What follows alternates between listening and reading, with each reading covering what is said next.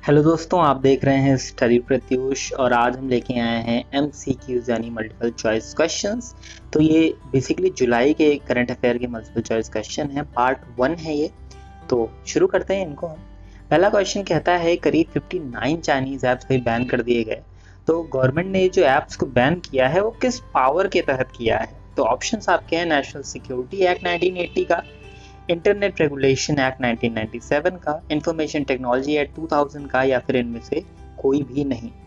तो गाइज इसका जो आंसर है, आप वीडियो को बेसिकली पॉज कर सकते हैं और अपना आंसर मार्क कर सकते हैं। तो इसका जो आंसर होगा वो होगा सी, इंफॉर्मेशन टेक्नोलॉजी एक्ट 2000। आइए इसके बारे में कुछ और जानते हैं। इंफॉर्मेशन टेक्नोलॉजी एक्ट सन 2000 में आया था और उस समय के minister of communication and information technology mister Pramod Mahajan ji ने इसको इंट्रोड्यूस किया था और पार्लियामेंट ऑफ इंडिया ने इसको लागू किया था।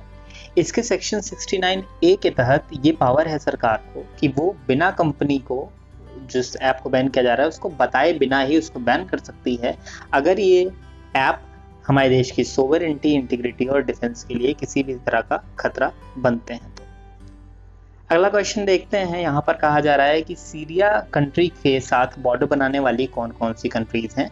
Saudi Arabia, Iraq, Jordan, Lebanon, Turkey. आपको करेक्ट आंसर को चूज करना है 1 2 3 4 1 3 4 5 2 3 4 5 या फिर 1 2 3 4 5। तो 4 आपको सब में मिल रहा है, 5 यहाँ 3 में है, 3 सब में आपको मिल रहा है। तो 4 और 3 तो आपको सब में मिल रहे हैं, तो ये दोनों होंगे ही होंगे। अब आपको चूज करना है सऊदी अरेबिया, इराक और टर्की में। तो गाइस अगर आपको इसका आंसर पता है तो टिक करिए पॉज करके वीडियो, नहीं पता है तो मैं बताता हूँ। यहाँ पर आइए हम मैप से इसका आंसर देखेंगे। ये रहा आपके सामने मैप। यहाँ पर आप देख पा रहे हैं ये कंट्री है सीरिया, जिसकी कैपिटल दमास्कस है यहाँ पर। और इसके आसपास अगर बाउंड्रीज में हम देखें तो यहाँ में इराक मिलता है, जॉर्डन मिलता है, इजराइल मिलता है, लेबनान मिलता है और ये जो ऊपर ये कंट्री है ये है टर्की। तो ये सारे हमें इसके बॉर्डरिंग नेशंस मिल जाते हैं। तो टर्की, लेबनान, इजराइल, जॉर्डन और इराक, ये 5 कंट्रियों ने सीरिया को चारों ओर से घेर के रखा हुआ है और इधर आपका एक मेडिटेरेनियन सी है। तो गाइज यहाँ पर सऊदी अरेबिया ऑप्शन में है तो ये बाउंड्री नहीं बनाता है, इजराइल का ऑप्शन है नहीं। तो टर्की, लेबनान, जॉर्डन और इराक, ये एरियाज बहुत फेवरेट हैं यूपीएससी और यूपीपीएससी के, तो इन सब पे विशेष ध्यान देके जाएं। आगे बढ़ते हैं। अगला क्वेश्चन कह रहा है कि इंडिया में हम एक्सोटिक वाइल्ड लाइफ स्पीशीज किसे मानेंगे? एक्सोटिक वाइल्ड लाइफ स्पीशीज क्या होती हैं अभी हम आगे पढ़ेंगे उसके बारे में आंसर में। तो यहाँ पर ऑप्शन कह रहा है ऐसे एनिमल जो कि अपेंडिक्स 1, 2 और 3 में दिए गए हैं convention on international trade in endangered species यानी कि साइट्स के अंतर्गत। या फिर दूसरा ऑप्शन कहता है वाइल्ड लाइफ प्रोटेक्शन एक्ट 1972 के अंतर्गत जो शेड्यूल्स में स्पीशीज दी गई हैं वो। तो अगर आपको इसका आंसर नहीं पता है तो आइए हम इसको जानते हैं। साइट के अंतर्गत जो अपेंडिक्स 1, 2 और 3 में दिए गए हैं उन्हीं को हम एक्सोटिक स्पीशीज मानते हैं, ना कि वाइल्ड लाइफ प्रोटेक्शन एक्ट 1972 के अंतर्गत की प्रजातियां।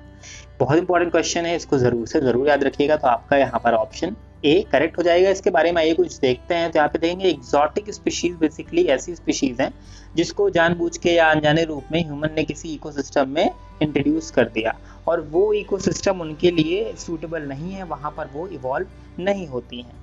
तो ऐसी कंडीशन में क्या होता है कि उस इकोसिस्टम पे बुरा प्रभाव डालना शुरू कर देती है। एग्जाम्पल के तौर पर देखें तो एक कुड्जू नाम की एक स्पीशीज है जो कि जापान में होती है, बेसिकली वहाँ की नेटिव है, लेकिन इसको यूनाइटेड स्टेट्स में 1876 में इंट्रोड्यूस कर दिया गया। तो अब यहाँ पर हुआ क्या कि वो साउथ ईस्टर्न यूनाइटेड स्टेट में बहुत तेजी से बढ़ने लगी और करीब 1 फुट पर डे के हिसाब से, पर डे की स्पीड से बढ़ने लगी और धीरे धीरे ये पेस्ट स्पीशीज बन गई, यानी खरपतवार हो गई एक तरीके से। कि अगर किसी फसल के साथ आपने इसको बोया हुआ है, बेसिकली यहाँ पर बात हो रहा है कि प्लांटेड फॉर सॉइल कंजर्वेशन के लिए प्लांट किया, बट ये बहुत ज्यादा फसलों को नुकसान पहुंचाने लगी। ये कीमत से आप चीजों को अच्छे समझ पाएंगे। ये देखिए यहाँ पर ये जो कुड्जू नाम की स्पीशीज है, ये प्लांट है, ये सबको पूरा एरिया इसने कवर अप करके रखा है, आप देख सकते हैं।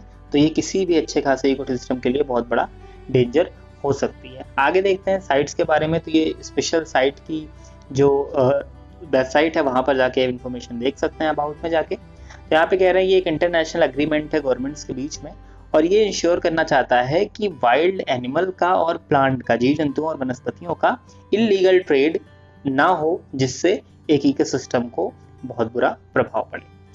तो यहाँ पर इसका फुल फॉर्म आप जरूर याद रखिए, convention on international trade in endangered species in wild fauna and flora. ये फुल फॉर्म ही आपको इसका पूरा ऑब्जेक्टिव और सेंस दे देता है। आइए आगे बढ़ते हैं, जानते हैं कब बना ये।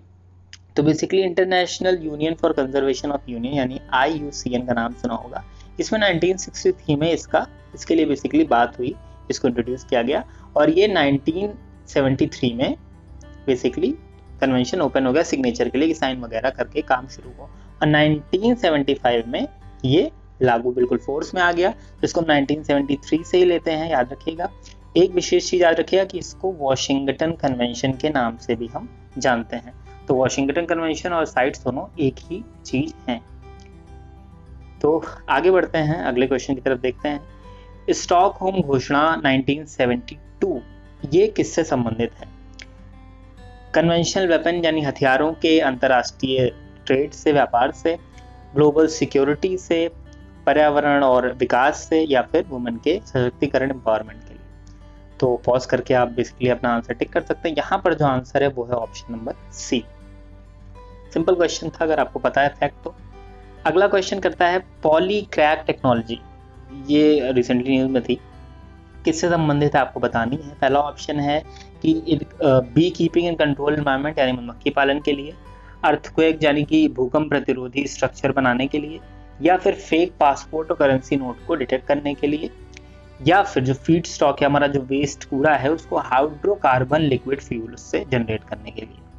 तो अगर ये बहुत इंपॉर्टेंट चीज़ है फिलहाल इंडिया के लिए, तो यहाँ पर जो ऑप्शन डी आपका है ये बिल्कुल करेक्ट है, कूड़ा करकट या फिर वेस्ट से एनर्जी बनाने के लिए। आइए देखते हैं इसके बारे में कुछ। यहाँ पर आपको इमेज दिख रही है। बेसिकली इंडियन रेलवे ने अभी Manchester carrier repair workshop Orissa की बात हो रही है, east coast railway, eastern coastern railway जो है हमारा, उसकी बात यहाँ पे हो रही है। उन्होंने इसको यूज़ करना शुरू किया है और यहाँ पर हम बेसिकली कुछ चीज़ों को डालकर, फॉर एग्जांपल यहाँ पर देख सकते हैं आप प्लास्टिक, सभी तरह के प्लास्टिक, पेट्रोलियम स्लज, जो मल्टी म्यूनिसिपल सॉलिड वेस्ट है जो कि सेग्रीगेट सही से नहीं किया गया वो, जिसमें करीब 50% मॉइस्चर हो, ये यहाँ पर बात ध्यान रखनी होगी। बैम्बू, गार्डन वेस्ट, इन सारी चीज़ों को डालकर हम उस मशीन में सीधे सीधे वहाँ से हम एनर्जी प्रोड्यूस कर सकते हैं। तो अपने आप में बहुत ही अच्छी चीज़ है ये। तो पॉलीक्रैक टेक्नोलॉजी है, इसको याद रखिएगा। पॉलीक्रैक टेक्नोलॉजी पढ़ी हमने स्टॉकहोम डिक्लेरेशन के साथ साथ साइट्स, एक्सोटिक स्पीशीज के बारे में समझे, सीरिया की बाउंड्री देखी और हमने पढ़ा इंफॉर्मेशन टेक्नोलॉजी एक्ट के बारे में। तो गाइज अगर ये आपको वीडियो पसंद आया हो तो इसको एक अच्छा सा थम्स अप लाइक कर दीजिए। लाइक करने पर मोटिवेशन बढ़ता है अच्छा खासा। अगर आपको ये वीडियो पसंद आई है तो दोस्तों के साथ भी इसको शेयर करें, नॉलेज बांटने से ही बढ़ती है। और अगर ऐसे ही आप वीडियोस चाहते हैं तो प्लीज़ मेरे चैनल को सब्सक्राइब करिए, स्टडी प्रत्युष को। और गाइज अच्छा लग रहा है तो नीचे कमेंट सेक्शन करिए कि हाँ भी क्वेश्चंस अच्छे हैं, और अपना स्कोर शेयर करें और ऐसे ही करते रहें। Study Pratyush, thank you so much. अच्छा पढ़ें, अच्छा